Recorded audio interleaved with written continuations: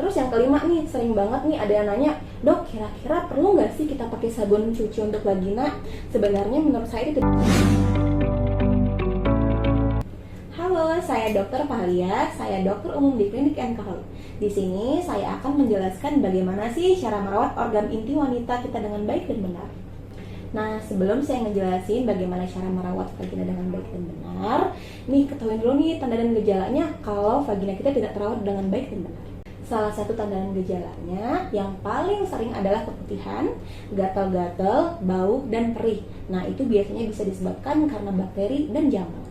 Nah, gimana sih dok cara merawatnya yang baik dan benar? Yang pertama tuh kita tuh harus higienis, biasain sebelum dan sesudah pada saat kita membasuh vagina kita harus mencuci tangan ya, supaya tidak terkontaminasi bakteri yang ada di luar untuk masuk ke vagina kita. Oke, yang kedua, rutin mengganti pakaian dalam minimal 2 kali sehari ya. Terus pilihlah pakaian dalam yang mengandung bahan katun sehingga bisa menyerap keringat. Nih kebiasaan nih wanita tuh sering banget pakai pakaian dalam yang ketat. Jangan ya, karena itu bisa membuat lembab sehingga bakteri dan jamur itu gampang datang. Nah, yang ketiga, ini kita sering banget salah kalau untuk membasuh organ vagina kita. Biasanya kan dari belakang ke depan. Yang benar itu dari depan ke belakang. Kenapa gitu? Karena kalau misal dari belakang, otomatis bakteri yang ada di anus itu bisa pindah ke vagina kita, bisa menyebabkan infeksi dari bakteri tersebut.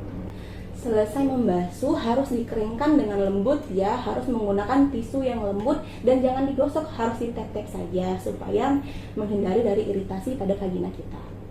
Nah, yang keempat, ini bagi wanita yang lagi haid harus rajin mengganti pembalut setidaknya 3-4 kali dalam sehari ya.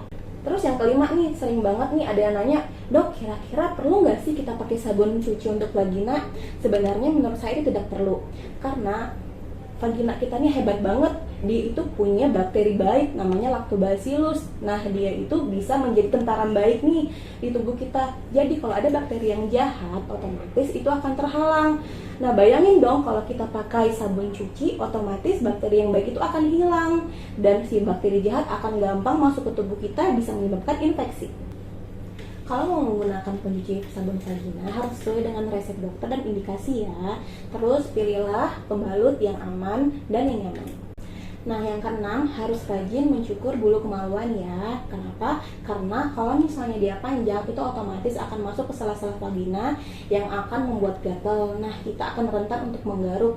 Nah, bisa menyebabkan iritasi pada vagina. Nah, yang paling penting nih, kalau untuk mau dicukur jangan dibotakin ya, karena si bulu kemaluan itu sebagai barrier, dia itu bisa menghalang si bakteri yang akan masuk ke dalam vagina kita. Nah, tadi dokter ada bilang nih, kita tuh punya bakteri Lactobacillus. Nah, gimana sih caranya supaya si bakterinya itu bisa kuat dalam tubuh kita? Nah, caranya itu cukup konsumsi yogurt minimal 2 kali sehari ya, sehingga bisa membuat si bakteri kita tuh kuat dan baik dalam tubuh kita. Oke, begitu caranya merawat organ intim kewanitaan kita. Semoga video ini bermanfaat ya. Always keep the hygiene. Apabila ada keluhan atau merasa tidak nyaman, segera konsultasikan ke dokter ya. Don't forget to like, subscribe, and share video ini. Bye-bye!